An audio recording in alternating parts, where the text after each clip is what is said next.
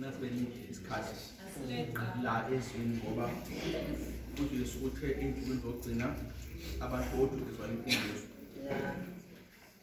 Sinasibeni isikhathi la ezweni. Amen. The word of God is very important. Very, very. I will keep emphasizing these things. The word of God is very, very important. Amen. Elizwe ngapofeni. Ungcono ukuba nelizwe eliningi nokuba nengoma eningi. Amen. This is the situation I'm saying here. Amen. Ungcono ukuba nengoma kube nelizwe eliningi.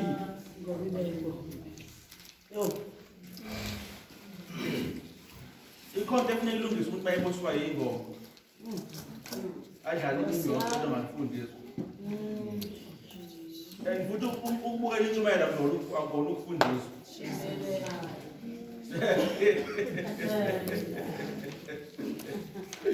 Now ngiyayithanda ngiyayilalela lapha ku YouTube.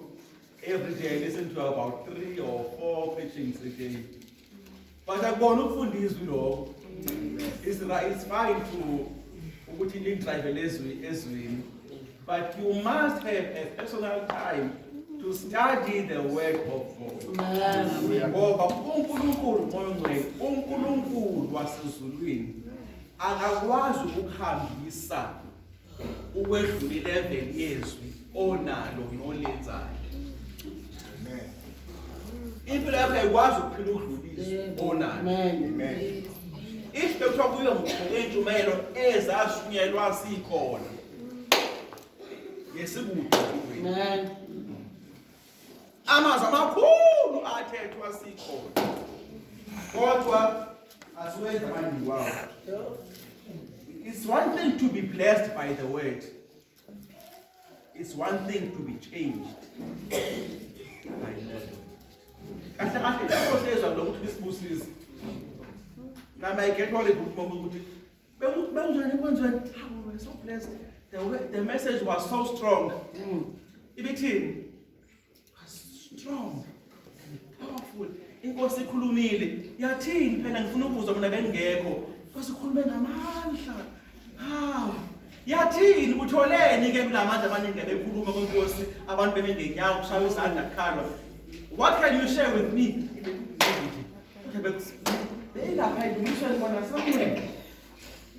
Something is wrong. Mangizobuza ngo-12 verse 1 and ngo-10.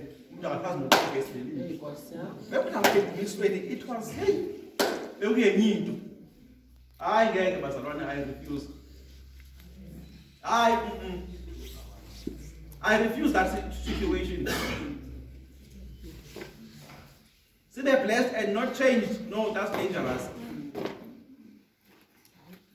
As we go to Museko to Masinch, I'm in Yara because Tabang Guti was in Chile until we figure out the 2 years. And he pinned. You were Tabang was in Chile until we figure out the 2 years. Oh, couldn't be dressed now. This person was not changed. They were just blessed by being in church. Lithi Bible petrol lapha entombazana mayithi petrol nawo uNojesu mawu bephikisana kwesithathu lithi Bible ufela intombazana wayithuka umpostoli njalo yena nobethi obenezambulo eziningi ethi wena indodana kaNkulunkulu hla ufika i-testing situation he fails dismally. Amen. To the point as a keeping plan, apostol. It was a time now Ubunai. I am mass. I got a girl so Ubunai. Hey, Brandon. I'm mass from one. I got a girl, even your language. Getting better to what him, some boy to tell him all. Hey, apostol. Philippians chapter 3.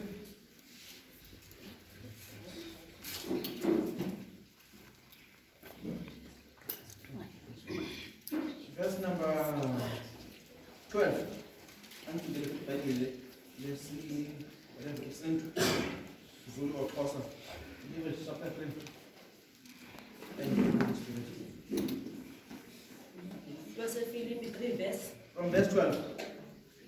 12. Yes. Isihloko sithi ukusukela entanjeni. Okay. Asikukho nokuba ndithi sendiphumelele.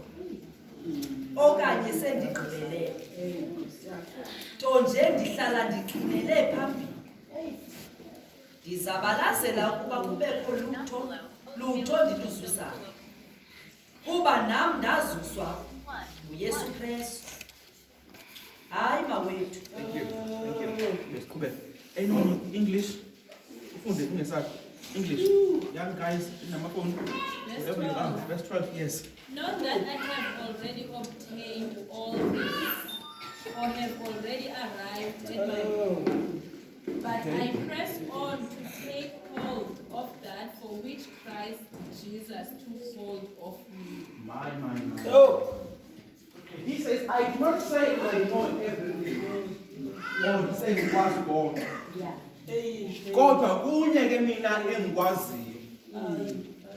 Ukushiya okusemuva ndirane ngiye kokuphambili. Ama enemies izitha zenamhlanje zimbili. Ma engakwazi ukuenjoya inamhlanje, there are only two reasons. Yi-regret yayizolo okanye ukwesaba into ezayo. Okay, right? You will never find this quote anyway. The regrets of yesterday, the fears of tomorrow are the enemies of today's happiness. One more time. The regrets of yesterday, the fears of tomorrow are what will make you not enjoy today. It's either uhlukunyezwa into ozenzile nezenzekile. My history is not good. Uthonyentwa izolo. Ngala omnye uthi abantwana bayakhula ngesaba ukuthi nje kulesimo esilaphandle bazoba njani. Omunye uthomentwa ikusasa lengane engekafiki. So both of them today are not enjoying it now. Not because there's something enzeke manje. Omunye uhlukunyezwa enzeke izolo. Omunye newazi ukuthi kuzokwenzekani. Uthi nomzalwane, I do one thing. I let go of what happened yesterday and I push towards the mark of the high calling. Abese ashumhlola kuleli verse athi khona ukuze ngibambe Loku Krestu angibambele wona. Yes Lord. Yes Lord. Nabuke ubuKrestu. UbuKrestu ukubamba Lord Osukubanjelwe. I'm going to say some things today that maybe you may not like. Into enkulu la insinjisweni ukufikelela ekubambeni the finished work of the cross. Insindiso ukholo mama God ma izwi liza kuwe likuvezela lento uKristu akubambele yona. Yes Lord. Ubese lutho ukholo ngaba ke manje ukuba yenye into ngoba usubonile ukuthi yino ibanjelo noba isimo siphikisana nayo nqaba. uGideon ubanjelo uNkulunkulu umnqoba hula limbambele izulu limbambele ukunqoba. Malifika izulu kuye lim-addressa alim-address ngesimo sakhe lim-addressa ngokweprofile anayo ezulwini akalona igwala ezulwini akazalwa endlini encane kule enye iprofile abanayo ezulwini ngawo kodwa izimo zala izansi azifani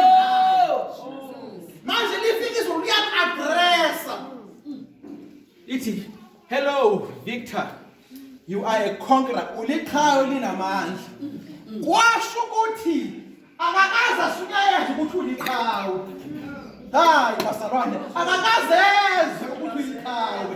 Manje ushumayeza izulu uyamshumayeza nawe. Oh, kodwa Nkosi yami, how many times do we preach to God about our circumstances? Abeza kushumayeza yena ngento awenze yona. Udlala uyifubusazi ukuthi I am coming from the smallest family. My cow is the smallest. Ngiyigwa ngiyesaba. Oh, lithe izulu. Siyabingelela qhawe. Kwakufanele uGideon athi uma wena uthi ngiyiqhawe. Sengiyakulahla lokuthi ngiyesaba. Senginamathele ekushweni kwakho. Yebo. Sengiyakulahla lokho. Engibambile nyo. Sengikhetha ukubambelela kulento izulu elingibambele yona. Sibanjela wemakholwa. La ensindisweni akuyona imizabalazo yethu lena. Hey, alisetshenzeni izulu. Jesus. Alisetshenzeni izulu. uKrestu wasithengela izulu. uJesu wasibambela lona. Wasithengela irighteousness. Wasibambela. Wasithengela ubungcwele nehealing. Wasibambela okwethu ukubamba lo uKrestu asibambele lona. Akuyona lethu lena. Akufanele kube njalo makholo. Eqinisweni lamaqiniso akufanele kube njalo. Bekufanele ukuthi eyethu irole ukuthi sibambe lokho. That means I should become daily that which Christ ordained for me to be before the foundations of the world. Ngoba moya ongcwele. Ephesians 1 verse 4. Hey. Verse 4. Yes. uThixo wasinyula ngoKrestu wangaphambi kokusekwa kwehlabathi ukuze sibe ngabantu bakhe abangenasiphako ngenxa yothando. Ngani ngihleli ngithi yimina owakhetha uJesu. Leli verse changed my perception. Ukuthi kahle kahle mina ngakhethwa. Kusukela before umhlaba ube khona. Ngangivele ngikhethiwe. Hlazana iphakamisa isandla. Ngangakhetha uJesu. Ngangikhetha ukukhethwa kwami.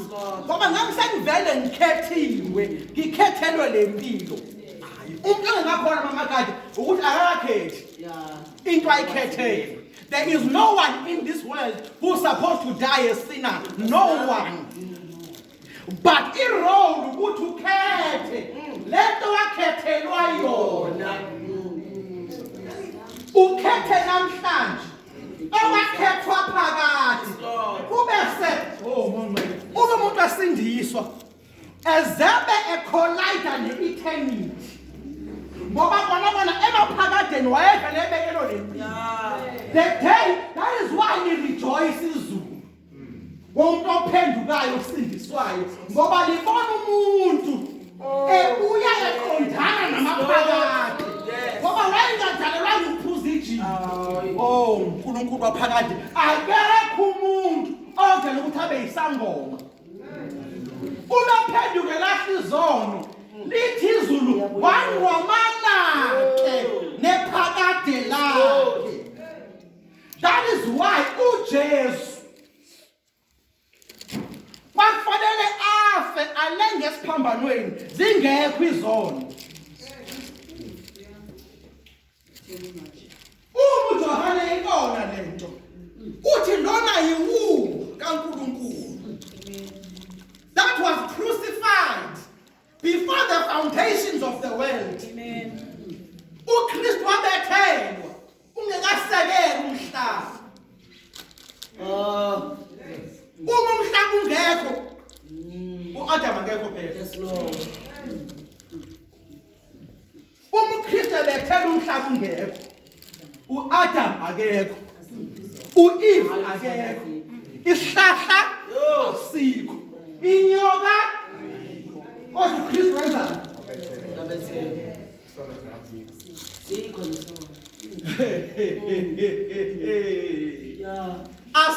Bafowethu ngongcwele asikho isono.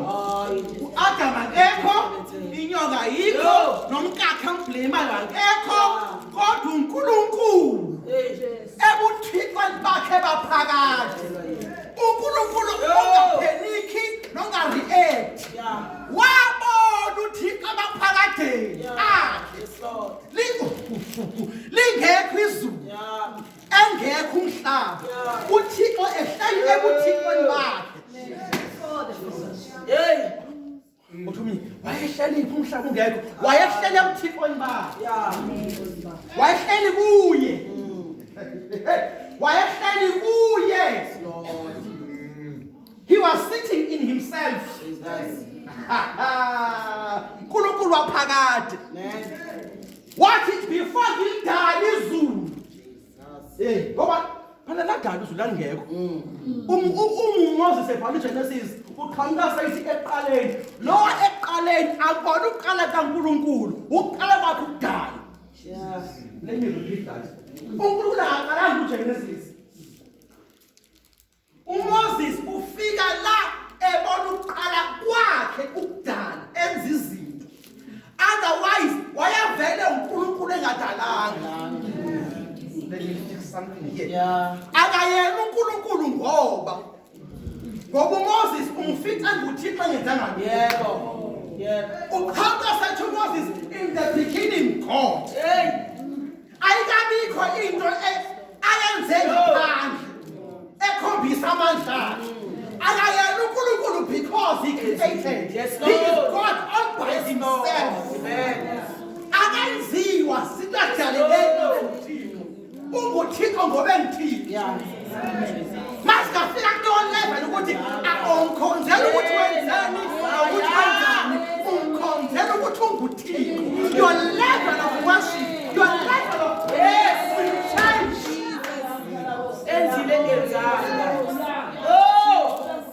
When you get to understand ukuthi wama nguThixo, ingekho izulu, ungekho umhlaba, esebuthixweni bakhe.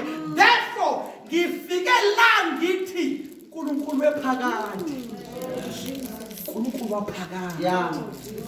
Osuka phakade wephakade. Omdala kuney'nsuku, omdala kuney'khathi. Abakhona ingekho izulu nomhlaba ungekho. Uhleli ebuthixweni bakho. UNguNkulunkulu waphakade. Usuka phakade uye phakade. Noma uNkulunkulu zingekho izinto ezenzayo, owakhiwa zizilo, wakhiwa ubuwena. uThixo wakhiwa uyena. He is God.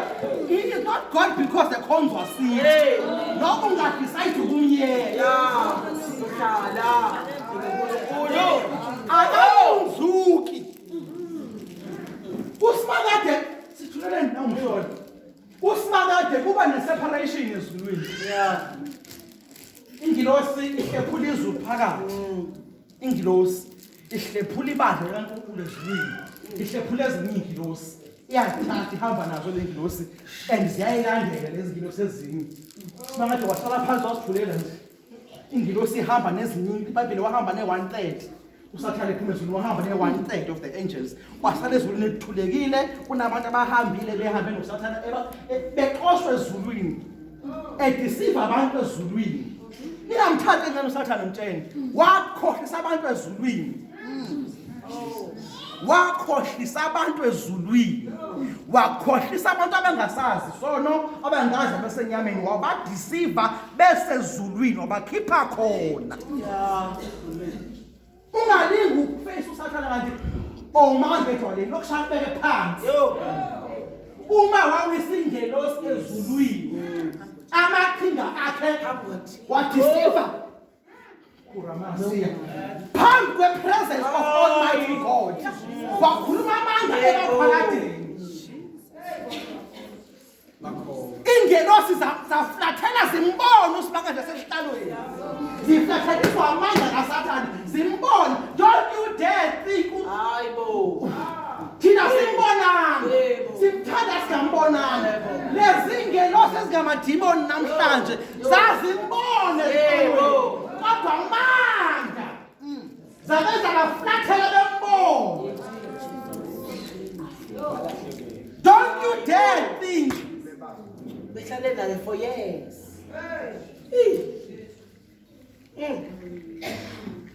Therefore, God, before the foundations of the world, uNkulunkulu uthatha uJesu lo wakhe ingekabikho iGolgotha, engekho amaRoma, engekho uHerodi, engekho uCaiphas. Sibakathatha indodana yakhe uyayihuza uyisesiphambanweni uyayibethela akho zono akho lutho uNkulunkulu ngiyambethela uJesu emaphakadeni khona ukuze uJesu umelenge eCalvary uJesu align nephakade. Uma elenge eCalvary uJesu ualigna into unqamanisa into enzwa phakade uyayireplaya uthi let me replay to you what the Father did before Adam awele ezonweni. Kwakusekuvele mina ngimthengile. That is why engakwazi ukunilahla njengengelosi. One more time. Phela kusasana ama-ewa nengelosi ezulwini uNkulunkulu akabala ndana and futhi sozaphinda abalane ngoba indawo abawe kuyo akufiwa kuyo.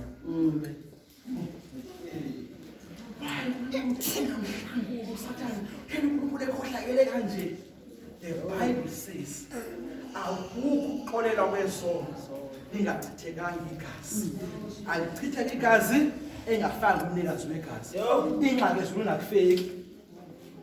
Sathana namadimoni akhe bona endaweni engafeki kuyo manje abakwa come on.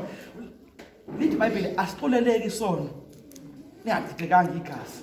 Ezulwini alikwazi bachitheka igazi ngoba ezulwini kuyaphila kunokuphila khona.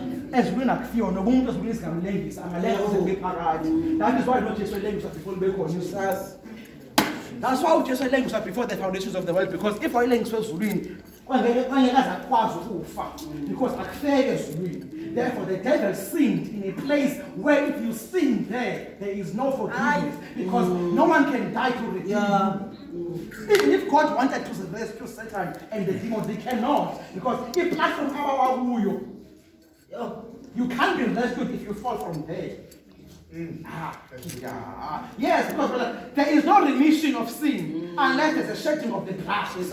Therefore, no blood can be shed in heaven and no one can die in heaven. If you sin there, it's over. Even if God wants to rescue you, he cannot. That is why Adam no Eve emhlabeni athi izulu yes. Ba wenda weni la igazi likachitheka la umuntu ebengefa. The reason why thina sahlengwa is not because sithandwa kakhulu no. Indawo esawa kuyo. Owayivele ebone kwaphakade ukuthi umuntu angawa. Phela ngeke abe uNkulunkulu. uNkulunkulu ngeke abe uNkulunkulu ngokuthi uzoreacta. God will fail to be God if he reacts. Nayo thuke. Nabo sebedlile Nkosi yami. Manje ngizothwala ngeAdam seyidlile, umkakho udlile. Michael, happy Rosani, sebavele badla. Bathi ukuthi bedla kusibakade. I knew. I had the pleasure. I'm feeling gas then. Forget who. Amen. Forget who. Jesus. Manje ke Le nto Jesu wenzayo uyenza ngoba yenziwa phakade. Ungamanisi phakade nenamhlanje. Therefore lithi iBhayibheli lapha ngoba seFeso la bengiya khona. uNkulunkulu wasikhetha phakade ukuze sibe ngcwele phambi kwakhe. Ekwenza lokhu ngothando. That means eshisekelwa uthando uma esinyula emaphakadeni. Oh uNkulunkulu wami wasikhethela ukuthi sibe ngcwele. Amen. Ukusho statement ezima la media konze ngokusibamba. Ubungcwele akukona ukuyeka izinto. Ngoba sakhethela ukuba ngcwele zingekho izinto. Yo ho. Ay lithi mangiziyeke. Ubungcwele is to align yourself nento uyiyo phakade. Ma usuyibona uthola ukuthi lezi zinto ezilapha azikho kuleyanto engiyiyo. Ngibese ngithi mina I choose to align myself with what God made me. Ngibese ngilahle lezi zinto not because ngifuna ukuba holy. Ngizilahla because azikho lapha ya la ngakhethelwa khona. Jesus. Ngizilahliswa ukuthi kule image owangenza yona kusukela phakathi ayinawo ugwayi ongekho ugwayi emaphakadeni. So mangulahla ugwayi angulahlela ukuthi ngithola ubungcwele. Ngulahliswa ukuthi wangikhetha phakade ungekho. Therefore ngiyawulahla ngoba ongqamananga nephakade lami. Mangilahla ijiki angilahla ukuthi kuze ngigcwele. Ngibheka ukuthi kusukela phakade engikhethile lalingekho lona. Therefore my eternity has no alcohol. Therefore ngiyalahla phansi to align myself with my eternity. Khona ukuze ngibambe lokhu engabanjelwa khona. Ngibamba kona ngilahla engibanjelwe yizono. uAdam lowokuqala wasibambela izono, wasibambela amagqubu, wasibambela ulaka kaNkulunkulu. uAdam wesibili wasibambela uThixo, wasithengela izulu. Therefore ngiyakulahla uAdam lowokuqala ngibambele kona, ngibambe lokhu uAdam wesibili owakubamba kusukela phakade. Hallelujah. uAbraham entabeni yaseSinayi Spirit akagcwalanga intaba efuna inqaba. uAbraham akagcwalanga intaba egijima eleqa leya mbuzi. Wafike wabamba imbuzi eyayivele seyibanjiwe. Yes Lord. Yes. Yes. Amen. Nkulunkulu Abraham, come give me your son. Amen. Yamthatha uAbraham unyana wakhe ukhuphuka naye. This boy was around 17 years old around that time. It's difficult to control a 17-year-old. Uhamba naye umfana seyindala yabona ukuthi mhlanje uba kuyawenza ama-altar inkulu zikhona. But what will be the sacrifice? Hayambuzi webaba nani inkulu ngiyayibona. What will be the sacrifice? Abraham akasho ukuthi wenza. Ikhuleke uNkulunkulu uzosibonela. Ma Abraham ebeka umntana wakhe e-altar, akakho lo mfana uyise wayemhlelipha what level. Phela mawuna 17 kofuna ubuza ukuthi manje wamqinela ukuthi ufuna ukwenzani. Umfana uyathula usiyamqinela. The boy is quiet. uAbraham ukhipha umbese.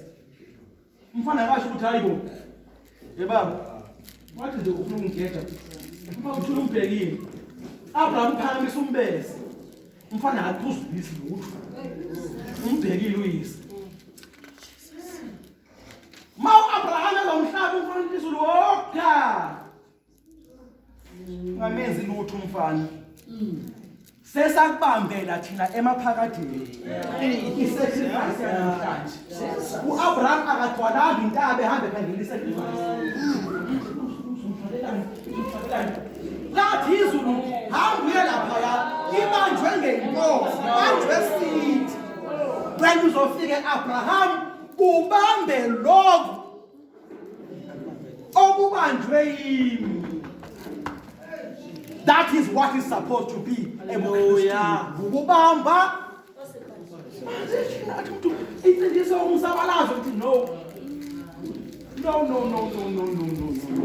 Insindiso ubamba. Lokho esakubanjela.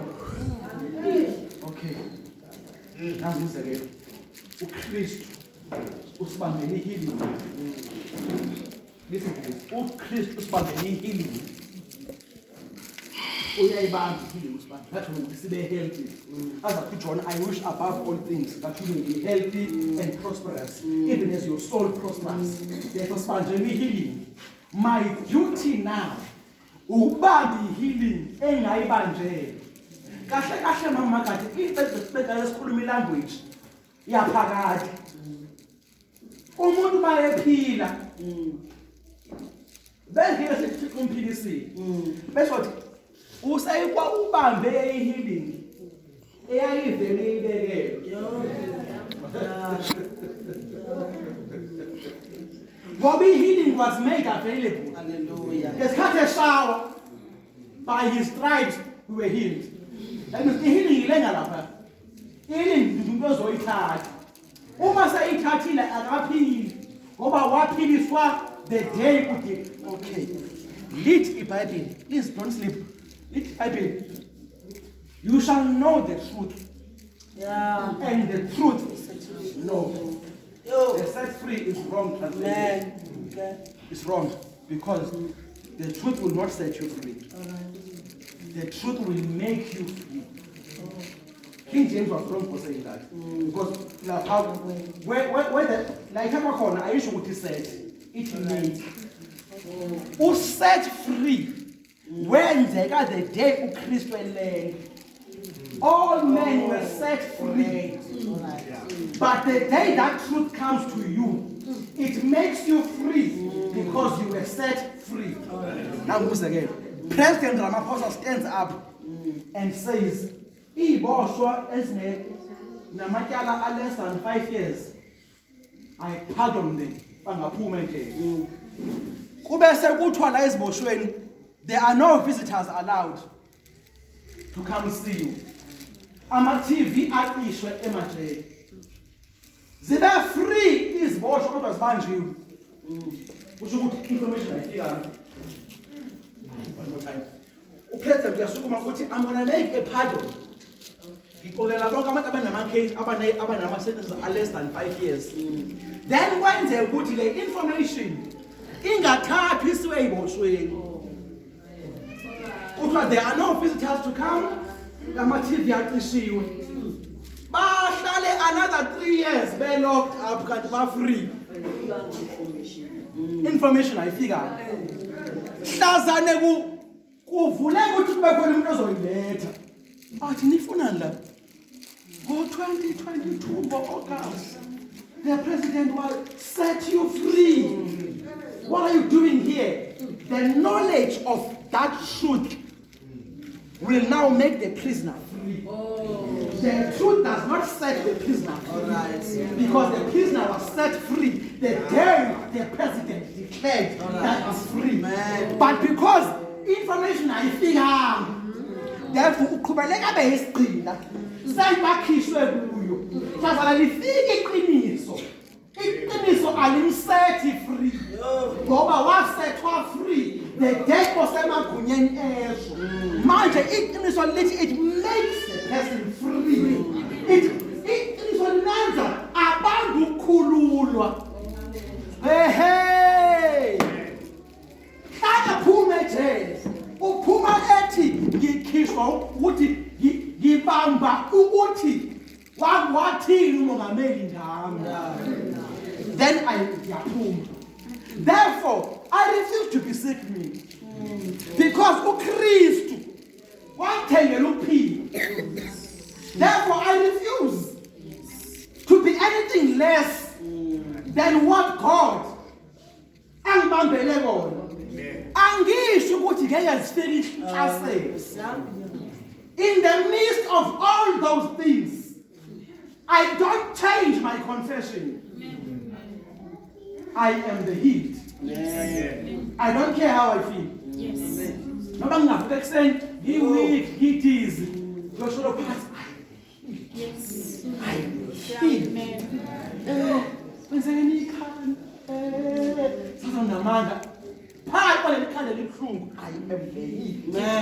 I refuse to accept lento ngoba i-circumstance efika manje incane kunento oyenzelwa phakathi. Hayi bazalwane bafowethu, uNkulunkulu waphakade incane kunento eyaqedwa kusukela phakade from the foundations of the world. Noba ngenzekani I say lento eyenzeka manje incane. 1 Corinthians ubuhlungu owazi ukuthi simengibhekene naso sinjani. That pain cannot be compared to the joy that Christ set before the foundations of the world. That is why Paul lapha ku 1 Corinthians chapter number 3 from verse 18 athi inkathazo zenu zesikhashana azinakulinganiswa nenkazimulo yewambulo.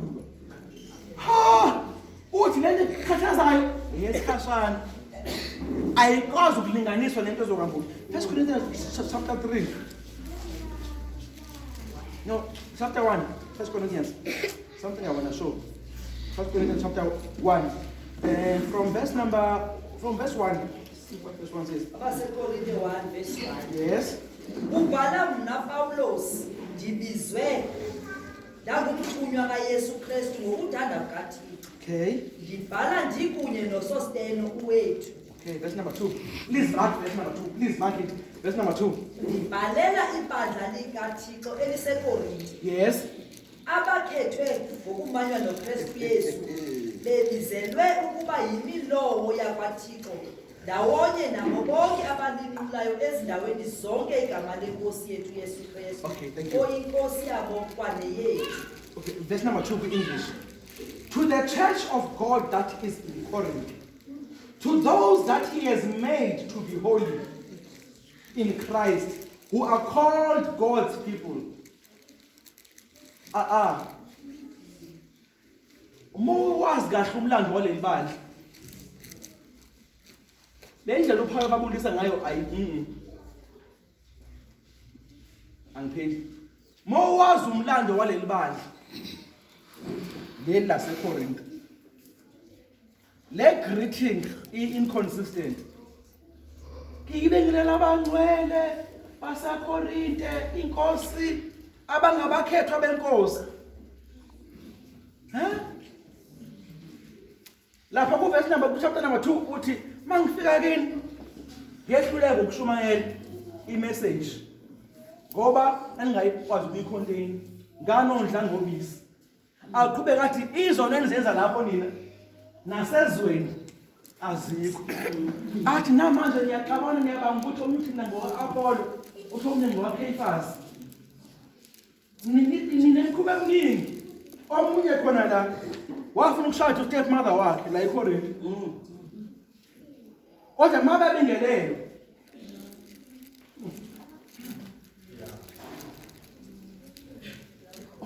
Please, ngicela.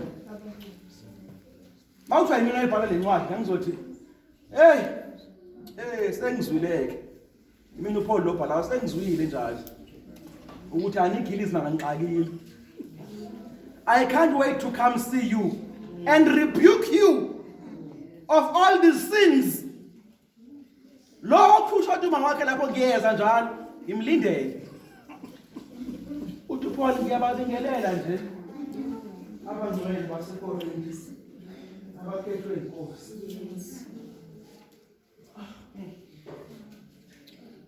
Kwenzakalani la? Ubabingelela ngokweposition abenziwe yona kuKristu. Not ngokwenza kwabo.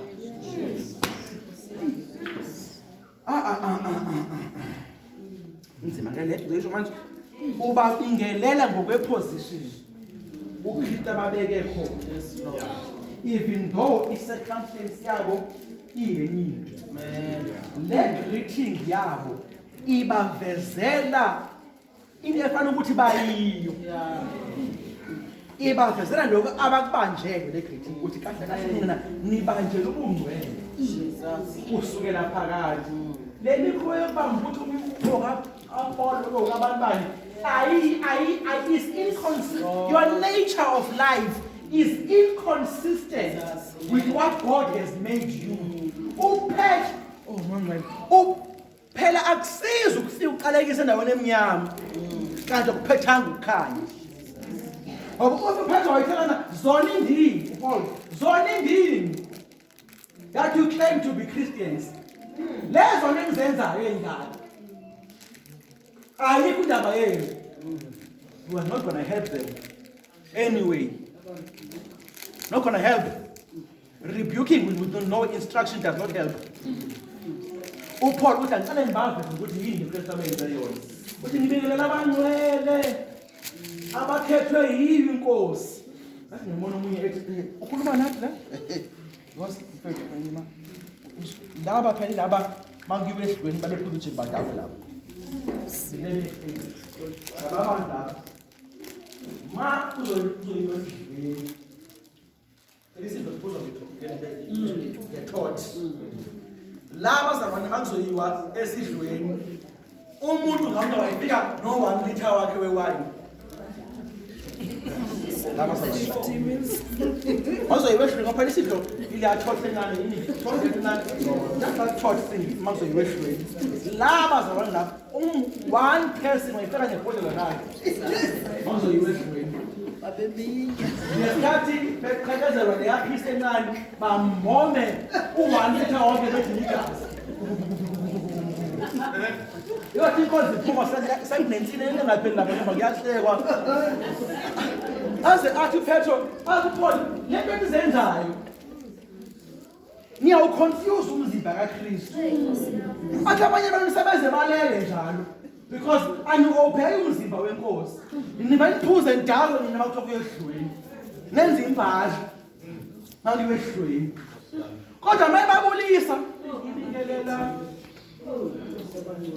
amakhosikazi aleli bandla ayinendaba engakwazi ukuthula besha phela ikhona into bafethu ikhona into kwakuyisithi ungayona ivillage emadolobheni kunendaba and ikhona into ayikhiwe ngakuyihaba let me help this ikhona into ayikhiwe ngakuyihaba ngasemkhumbini kufika abavakashi la so bafika abavakashi indaba ziningi lapho sekufika abase-Iraq sekufika abase-Arab indaba kufika abase-Roma lapha ezansi ziyabo manje indaba ziningi la manje khona la inkonzweni omuyasho ukuthi manje kuphume yazi ukuthi ngiyasha lapha ezansi kufika umkhumbi izolo wathi ukuthi manje into ukuthi ukuthi kana izolo lesibuzo manje kathi ukhoza la uthunyelwa athi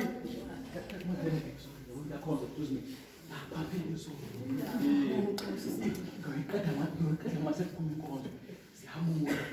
aze athi uPetro athi uPeter bengicela bathule manje lo mama bale enkonzweni labantu abangakwazi ukufunda iBhayibheli bathatha bamisconceive yonke lento bengafuna ikhatha leli bandla abafazi mabathule no abaseKorinte phela bathule nothi bonke abanye aze asho athi ngoba ninendaba eziningi keep quiet labazana ukuthiwa kusasunyelwa kanje umnyaka wami isandla kanje ngibebula athi cela ubuze manje ngoba thina sikhule kanje lento isho ingenaphi lapha aze athi onombuzo akawuthathe awutshene umnyeni wakhe why esho kanjalo ngoba i-order of that time yayithi mawunombuzo tell someone who is senior to you. Now it's not about the husband. Umuntu senior kunkosikazi, uhusband wakhe. Umuntu siso single. Umuntu osine ngabuza kuye, i-church elder. Come on, this thing is very simple. Manje sabule abantu bayiconfuse. Thula ni phela, uPaul wathi thula ni mama thule bakhulumana. No. Labo abanjalo ke bakhoma ngezilimi njalo benjalo nje labazalwane uma kusenkonzweni umnyekana athi hawu nami ngiqala nami ngilandela bathanda ngenhlalo athi imani ke mawuza ukuthi lezo ikhulumayo akuzona eze message hlala phansi uzikhulume lapho this church was chaotic hlala phansi uzikhulume lapho kodwa manje uthi nalapho futhi makuyize message makusuka umoyedwa akhulume obese omunye abanye laba balalela bese omunye atoli abese athi abanye bayihlole ngoba kokugcwele la nokupretend lelibani well nokupretend bese abanye bayihlole ukuthi sithini leli I remember one time sibonye inkonzo le hard kwasuka ingane yathi bathi nayo ikhona ngishilo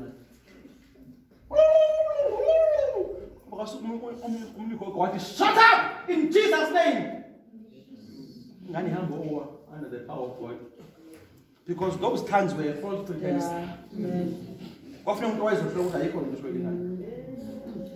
Wathi shut up abantu bathi ayibo nangukuthi isiprofeti Nkosi yami umthulisa lo mama wasenyameni. Wathi shut up in Jesus' name. Killing it fans. God paid this prophet because it's false pretense.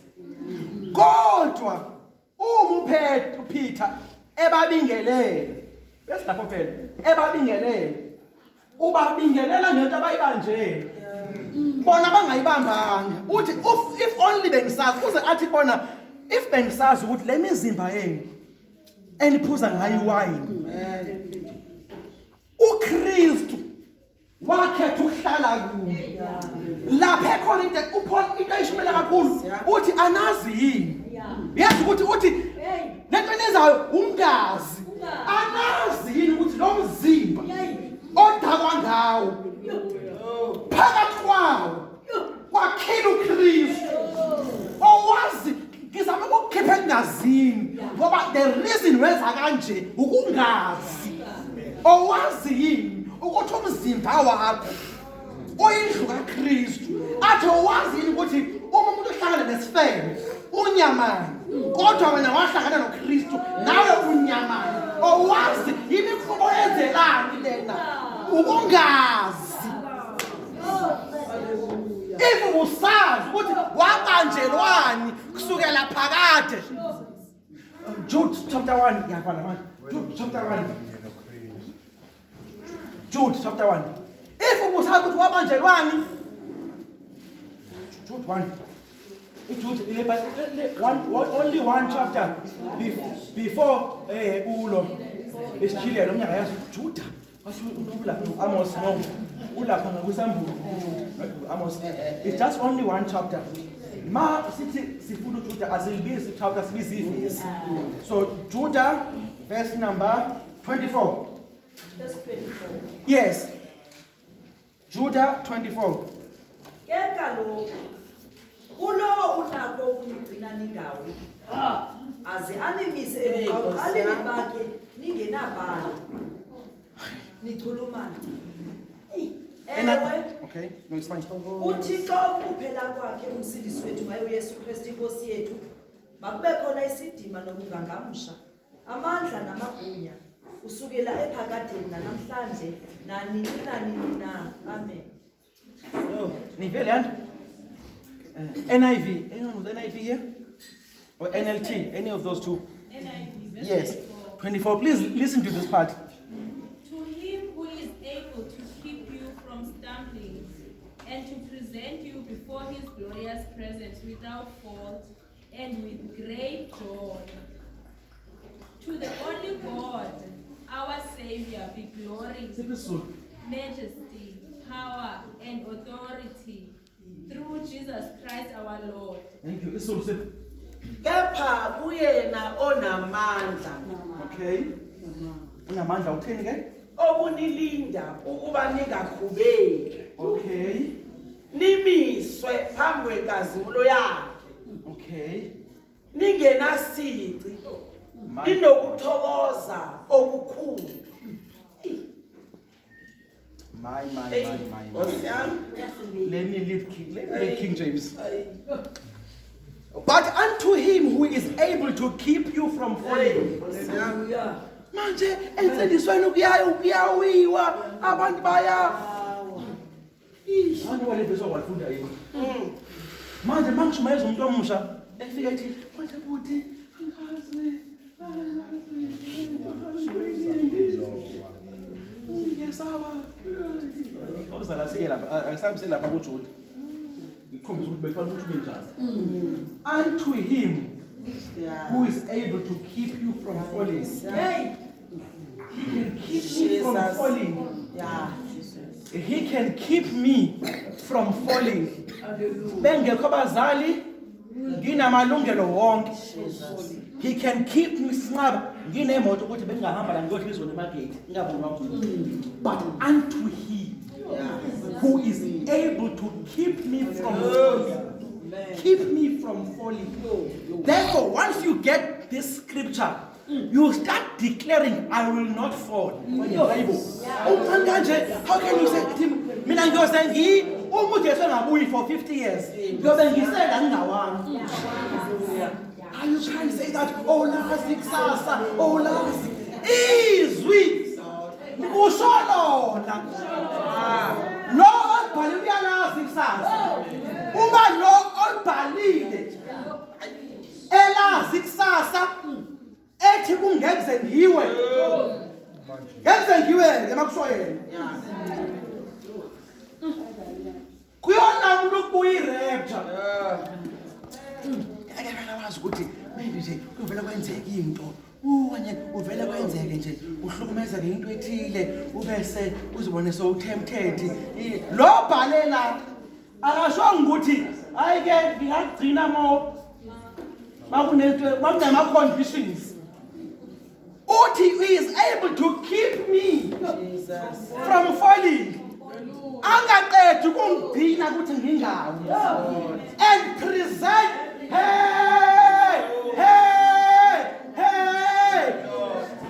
he will present me faultless before the Father. Uzonisa phambi kwayise.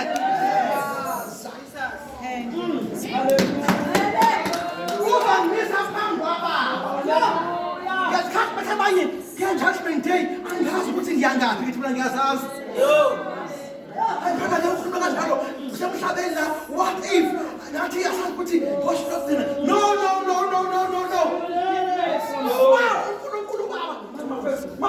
uNkulunkulu baba understand athi on that day in heaven uJesu makuya mina ngiyahamba ngazi ngawo angiphinde uJesu makuya mina ngiyahamba angisala ukuthi kwenzekani kwathini leli vesi leli is my assurance that I am when that time goes I'm out Kaya I'm gone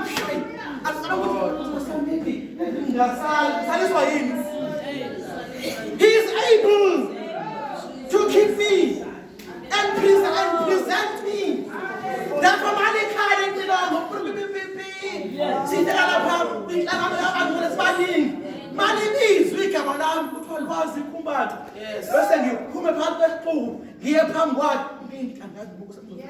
Thank you, Lord. I will approach my Father without blame, faultless before Him in love. Abesanginikeza imqhele. Angigrace ngimqhele. Uma kade bekuthiwa angazi ukuthi i-chance yobikhona ukuthi lemqhele ngiphinde ngiyibeke phansi. That was my thinking ukuthi if kuthiwa lemqhele ngikwazi ukuthi ngiyibeke phansi ngoba ngithole ngenxa yakhe. That is me, that is my group ukuthi okay uzongigrace ukuthi Nkosi kodwa kwangengubo. Nkosi kwangengubo. Nale crown mina ngiyibona ingeyami. Ngoba okay, umthi kodwa lithi vesi work out your own salvation. Let me simplify that scripture today forever. Go to it, Philippians. You must work out your salvation. Work out. Philippians chapter number 2, verse 12. Yeah. Work out. From this time I'm done. Philippians 2, verse 12. Yes. Verse 12. Yeah. Nani-ke Yes. sihlobo zami, njengoba nihlala nimthobela uThixo xa ndilapha, Nangoku ke kubaluleke ngakumbi ukuba nimthobele Isitakhulu. nokuba ndikude. Lufezekiseni usindiso elilunikwe nguThixo. Ninembeko nenhlonipho. NIV? Verse 12. Yes. Therefore, my dear friends, Okay. as you have always obeyed, not only in my presence, What a but testimony. now, Yes. much more in my absence, Okay. continue to work out your salvation with fear and trembling. Mawuzoma la ungafuna iwork out uthi ngifuna ukusebenza ngifuna ukuyisebenza verse number 13 this is the answer. Yes. Kuba kaloku nguThixo. Hey verse 13. Verse 13. Yes. For it is God who works in you to will and to act in order to fulfill his good purpose. It's cause it's cause Kuba kaloku nguThixo ngokwakhe oninika amandla okuzimisela nokusebenza ukuze nithobele injongo yakhe. hey angiqale phansi bazona yema khona nalivesi. Wherefore you have obeyed, even when I was not there. Now work out your own salvation. Work out your own salvation with fear and trembling. How do I work that salvation? Verse number 13. For it is God that works in you, both to will and to obey. Listen, you cannot work out what is not being worked in. There is working out and there is working in. I work out what's working in me. Work out akona ukuzabalaza kwami. Work out ukwenza okwenzeka ngaphakathi. One more time. Amen. Christ in me, the hope of glory. Colossians 1 verse 27. Christ in me, the hope of glory. Who is in me? Is Christ. Wenzani kimi? He is working the purposes of God. The one who works in me makes me able to work out. Hey, the one who works in me. Mawubona kune desire to serve God is not from you. Kunoyiphekayo la phakathi kwakho. Wena okwakho ukwamkela lento ephekwa kuwe. Your duty is to work out that which Christ is working in you. For it is God that works in us, both to will and to do his pleasure. Angikwazi ukuyenza intando yakhe uma yena engayisebenzi ngaphakathi kwami. Ngiyenza because uyena kimi ongenza ngithobele ngibe ne-desire. Jesus. These things are not from me. Mina nginamandla okuthandaza. But lo kimi usebenza kimi umthandazo. Usebenza kimi izwi. Usebenza kimi uqolo. Mangibona kuncane ngiyasama ukuthi wasuke ngiyanqina ngithandaza. Ngiya emthanda ngoba ukuthandaza kuyathandazela. Ukuthandaza kuyathandazela. You pray that you can pray. Ukuthandaza kuyathandazela. Uyothandaza umthandazo ukuthi mangithandaze. One more time. Ukuthandaza kuyathandazelwa. Nkosi, make me a praying person. Usho usemthandazweni uthi make me a praying person. Amen. Ucela umthandazo emthandazweni. Mama, lento kancane kanje angiyifuni. Ngiyazi ukuthi wena mangilokini you are a spirit of prayer. You want me to pray. Therefore ngizocela umthandazo wena. Ngiucela emthandazweni. Ayikho into engacela emthandazweni including prayer. Manje bese ku Philippians. Okay. Where? No, not no. I was quoting Colossians. I was quoting Colossians. Bese la work out. Work out. Yes. Work out. Uthi bayile nto yiyo ngaphakathi ngaphandle. Akuzona inzame zakho lezinto. Ukuba ile nto uKristu yenza kuwe. Okay. Ube ile nto ngapha you work out what's working in. You don't work outside. Impilo yobuKristu sisinqaba is not inside, not outside in. It's from inside out. Impilo yobuKristu iphuma ngaphakathi engaphandle. Ayisuki ngaphandle ngaphakathi. Okay, akusaleke. 1 Timothy 6. I want to show you what is the good fight of faith. We must see the fight of faith in that. 1 Timothy chapter 6 verse 12. Timothy oqala chapter 6 verse 12. Yes. Kolugqatso lokholo yenza konke okusemandleni ukuze ukufumane ubomi obungaphakathi. Ewe, kaloku wabizelwa yona le njongo yokuba wawusenza isivumo sokholo phambi kwamangqina amaninzi. Okay, thank you. King James Version says, fight the good fight of faith. Someone says the good fight of faith. Fight the good fight of faith. The good fight. The good fight Of faith. of faith. Wenza. Fight the good fight of faith. Bese kuthiwa lay hold of eternal life. Okubizelwe. Yilwa ukulobuhle kokukholwa. Bamba. Obanjelwe. I-fight of faith ukubamba. I-fight of faith yile ethi anto imali zingekho.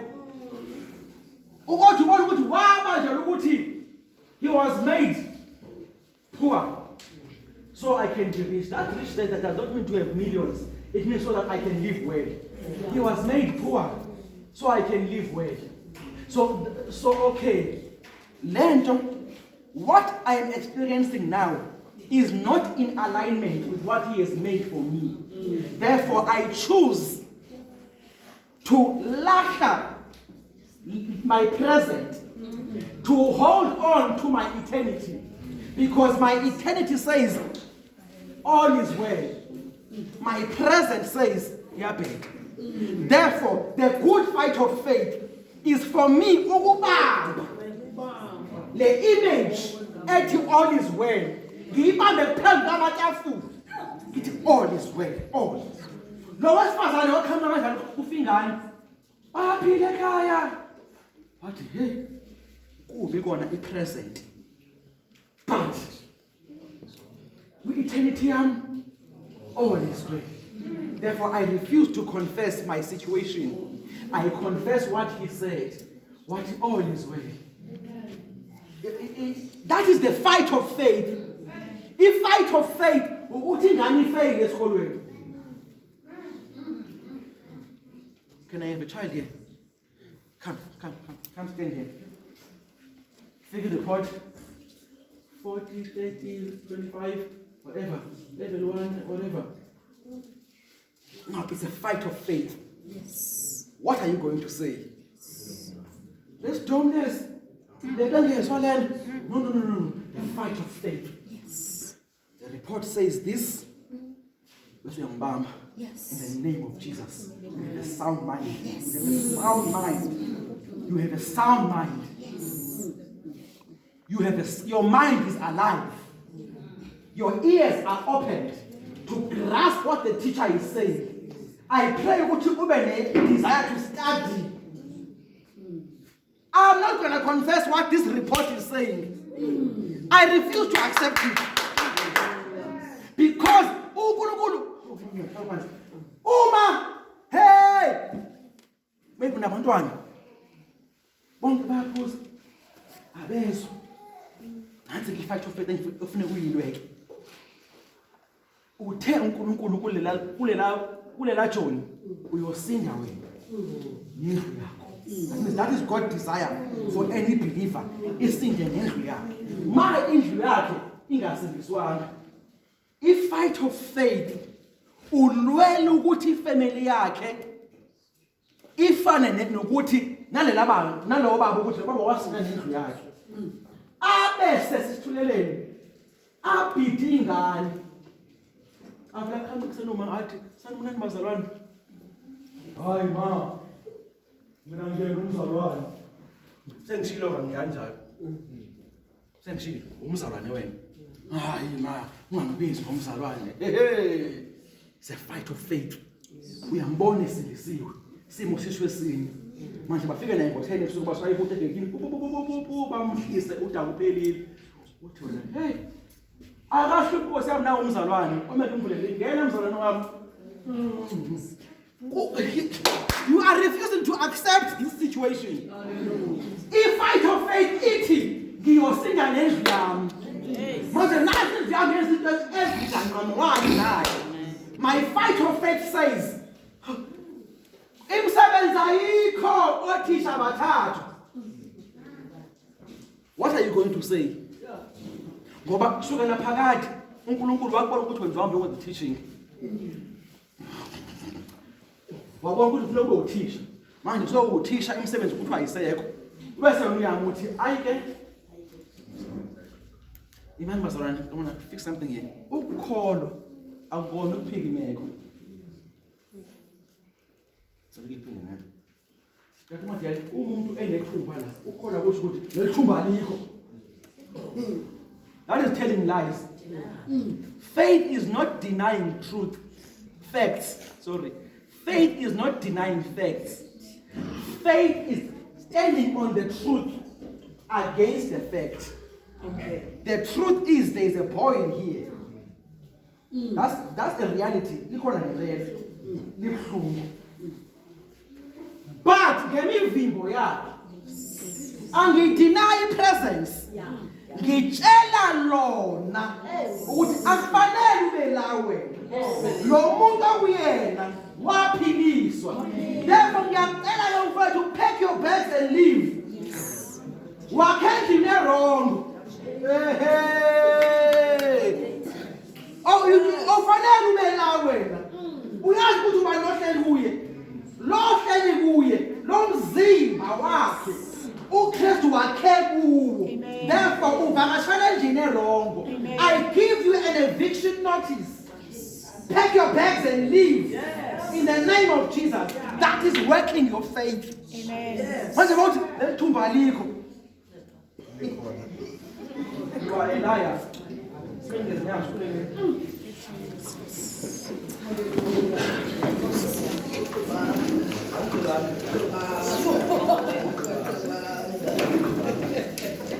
Kodwa ke into enkulu le ukuthi bazalwane siyobamba. Sibamba lo uKrestu asibambele bona. Krestu wasibambele ukuphila. Krestu wasibambele ukulunga. Wasibambele ukungcwele. Therefore sibamba esakubanjele. Kusukela phakathi. We can pray, Father, in the name of Jesus. Thank you for your